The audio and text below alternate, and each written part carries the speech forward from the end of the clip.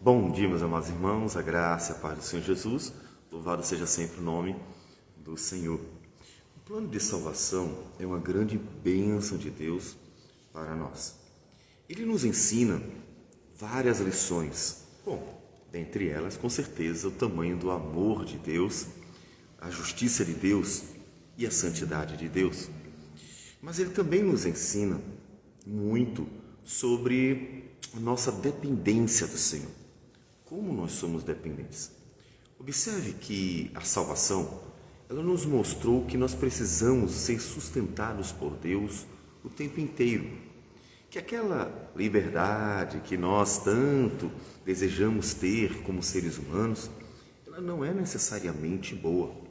Porque Adão e Eva tiveram a liberdade de escolher entre o bem e o mal. Afinal, eles eram puros e podiam decidir continuar puros ou ser contaminados, como aconteceu quando foram tentados pela serpente. O plano de salvação nos mostra que nós precisamos do Senhor para que caminhemos realmente bem. Tanto que Deus é o único que conhece o bem e o mal e não se contamina. Deus é o único que conhece todas as coisas, mas Ele sempre será bom, santo, justo, fiel e verdadeiro. Portanto, nós precisamos dele. E essa é uma das lições fundamentais que precisamos aplicar às nossas vidas. Nós estamos no Salmo 119. Vamos para os versículos 73 a 80, em que o salmista diz assim: As tuas mãos me fizeram e me afeiçoaram. Ensina-me para que aprenda os teus mandamentos. Alegraram-se os que te temem quando me viram, porque na tua palavra tenho esperado. Bem sei, ó Senhor, que os teus juízos são justos e que com fidelidade me afligiste.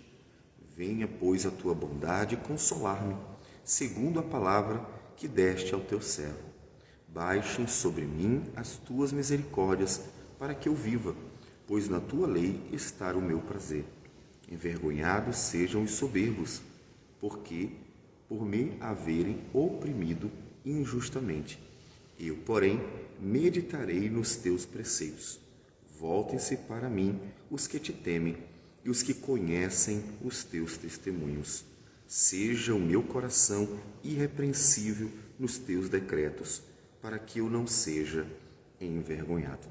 O salmista começa esse bloco dizendo que foram as mãos do Senhor quem fizeram e que estabeleceram a vida dele. Ou seja, ele é fruto da obra de Deus. Creio que você sabe disso. Nós somos frutos das mãos do Senhor. Ele nos fez. Salmo 139, conhecido por falar bem sobre exatamente esse Deus ter nos formado, nos diz que o Senhor nos formou no interior e nos teceu no seio de nossa mãe. E ele louva ao Senhor porque Deus nos fez. O salmista diz: o Senhor me fez, foi o Senhor que me estabeleceu, foi o Senhor que me formou, foi o Senhor que me deu vida. A vida é um dom do Senhor, é uma dádiva graciosa do Senhor. A vida só existe porque Deus decidiu que ela existisse. E é importante para o homem entender isso, porque sem entender isso, o ser humano não tem causa nem propósito. É exatamente o que acontece com a nossa sociedade materialista de nossos dias. As pessoas não têm causa nem propósito, porque elas aprendem que são obras do acaso e aprendem que não há nada depois disso. Portanto, tudo o que restou para a sociedade materialista foi o aqui e o agora. Ou seja, elas têm que aproveitar ao máximo, porque durante o período de vida que elas têm, é tudo que elas poderão desfrutar. E então não há esperança para nada. A sociedade vive uma profunda depressão por causa disso também, porque ela deixou de ter causa e propósito, porque deixou de acreditar que Deus é o Criador de todas as coisas. Pois bem, o salmista tem plena certeza: o Senhor me fez. Deus, eu sou fruto, eu sou obra das tuas mãos. Então, cuida de mim. E ele coloca a sua vida diante do Senhor, de tal modo que Deus possa dirigi-lo, não só sustentá-lo. Ele não quer apenas que Deus dê o pão de cada dia. Senhor, tu me fizeste, me dê o pão de cada dia. Ele quer mais. Ele quer que Deus dirija a vida dele na palavra. Porque uma vez que Deus fez a vida dele, ele precisa que o próprio Deus firme os seus passos pelo bom caminho. Afinal das contas, esta vida ela é passageira e há algo mais a se desfrutar depois dela. Então ele precisa que o Senhor o sustente. É muito parecido com o que o Senhor Jesus nos ensinou a orar em Mateus. Em Mateus, capítulo 6, oração dominical, ou conhecida como oração do Pai Nosso, o Senhor Jesus nos ensina a orar assim: e não nos deixes cair em tentação, mas livra-nos do mal.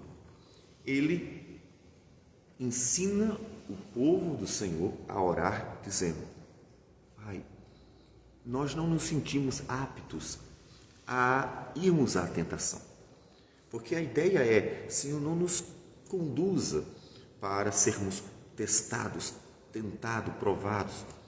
Deus, é claro, a ninguém tenta, mas lembre-se que o Espírito Santo conduziu o Senhor Jesus ao deserto para isso.